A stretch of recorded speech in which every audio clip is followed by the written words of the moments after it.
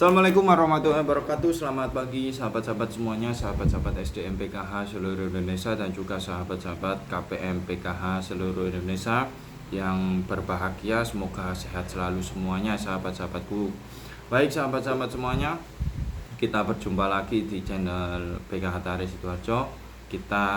Channel ini akan membahas tentang perbansosan terkait PKH, BPNT dan juga perkembangan bansos-bansos lainnya yang terikat atau terafiliasi dengan PKH maupun BPNT, khususnya dari Kemensos. Seperti itu sahabat-sahabatku semuanya. Baik sahabat-sahabat, ini ada kabar gembira, kabar baik untuk sahabat-sahabat semuanya.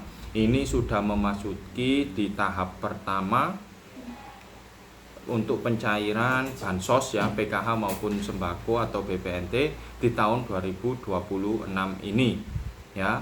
Tentunya jangan lupa tekan tombol like, subscribe dan juga komentar ya sahabat-sahabat. Kita berdiskusi di kolom komentar. Bila ada beberapa pertanyaan atau penyampaian dari kami yang belum memenuhi semuanya dari sahabat-sahabatku semuanya, ayo kita berdiskusi agar kita semuanya tahu kabar dari daerah lain dengan daerah yang lainnya juga, apakah sama atau berbeda. Seperti itu sahabat-sahabatku semuanya.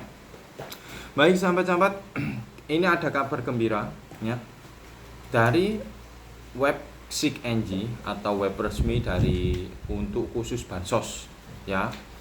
Ini ada perubahan status sahabat-sahabat semuanya. Yang kemarin itu berhasil cek rekening ya, artinya setiap tahap, setiap pencairan itu dibagi menjadi 3 ya. Bulan pertama, bulan kedua, bulan ketiga ya.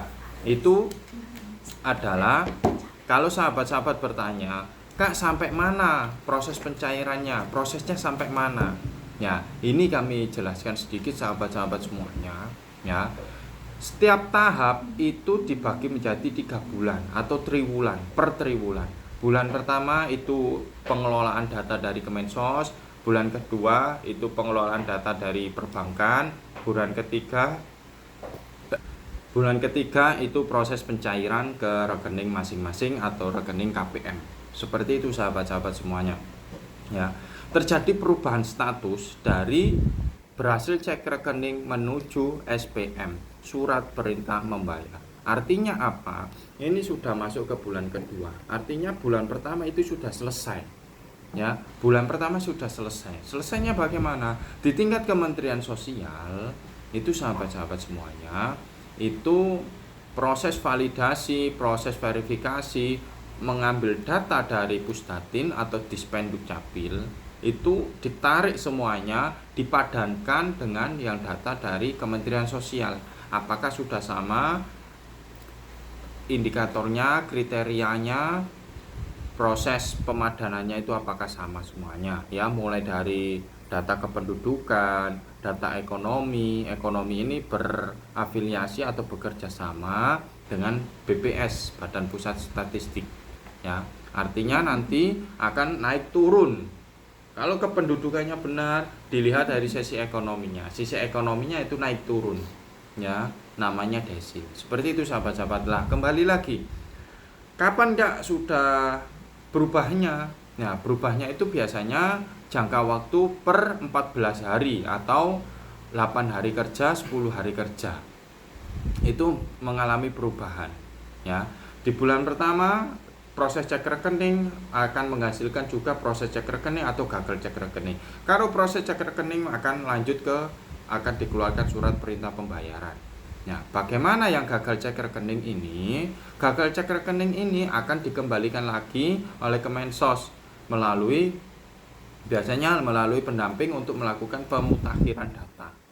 Seperti itu. Atau juga pendamping nanti akan tahu siapa-siapa saja yang gagal cek rekening, akan dikasih datanya. Seperti itu sahabat-sahabat, nanti akan dipadankan. Nah, setelah berhasil cek rekening, itu masuklah ke SPM, surat perintah pembayar. Jadi Kemensos ini akan menerbitkan surat pembayaran beserta nominalnya. Misalnya sahabat-sahabat tahap kemarin menerima 1 juta misalnya ya, 1 juta, maka Kemensos ini dari hasil evaluasi pemadanan data, status ekonomi, apakah masih layak menerima sebesar 1 juta tersebut. Ya, seperti itu sahabat-sahabat ya. Setelah SPM ini akan lanjut ke SI sahabat-sahabat, Standing Instruction. Sama, hampir mirip pengertiannya sama SPM. Nah, di bulan kedua ini adalah proses verifikasi dari pihak bank. Nah, yang di sini juga diverifikasi. Dari verifikasinya itu 2 langkah sahabat-sahabat. Ya, kalau di HP bisa verifikasi 2 langkah, bisa melalui kode OTP lewat SMS atau verifikasi wajah. Seperti itu sahabat-sahabatku yang semuanya. Nah, setelah SPM akan naik ke SI. SI itu sudah masuk di rekeningnya masing-masing sahabat-sahabat semuanya. Nah, apakah di bulan kedua di proses perbankan yang kemarin itu sudah SPM, apakah bisa menjadi gagal cek rekening? Bisa. Ya, ternyata data kita yang dikirim oleh Kementerian Sosial itu berbeda dengan bank. Misalnya namanya Budi, ya. Budinya itu tanpa spasi dari Dispenduk Capil. Tapi data yang diterima oleh perbankan itu ada spasinya. Nah, itu menyebabkan anomali. Akan dikembalikan lagi dari bank ke Kementerian Sosial yang selanjutnya akan diolah, dipadankan oleh pendamping melewati aplikasi Sikenji yang dibantu atau operator desa juga bisa. Seperti itu sahabat-sahabat semuanya. Nah, apakah langkah tersebut ada cara lain kah? Ada. Nanti diberikan untuk konfirmasi agar KPM atau penerima manfaat itu mengurus secara mandiri ke pihak perbankan dengan dilampiri surat-surat, lampiran surat rekomendasi dari, kalau di daerah kami ya, rekomendasi dinas sosial, surat keterangan desa menerangkan bahwa kita menerima PKH dengan nomor seperti ini sekian-sekian. Seperti itu sahabat-sahabat semuanya. Nah, bagaimana dengan daerah yang lain? Ya, kemungkinan senasional ini prosesnya sama.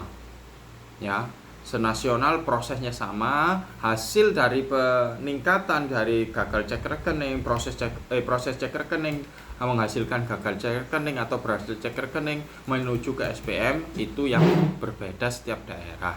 Ya, karena penginputan atau perubahan status biasanya Kementerian Sosial itu dirubah per provinsi ya, agar menjaga server tidak down atau overload di server. Seperti itu sahabat-sahabat semuanya.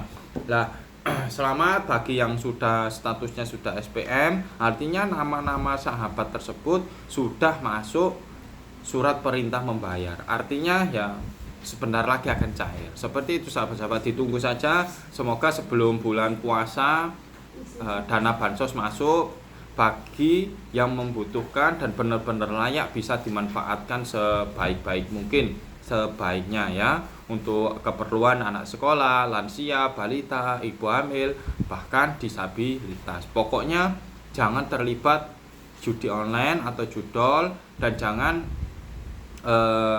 menyebabkan data kita itu menjadi anomali dengan kita berurusan dengan pihak perbankan secara mandiri, entah pinjam meminjam, pegadaian dan lain sebagainya. Seperti itu sahabat-sahabat semuanya.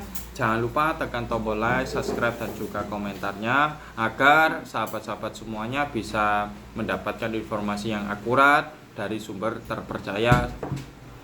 Terima kasih. Wassalamualaikum warahmatullahi wabarakatuh. Dadah.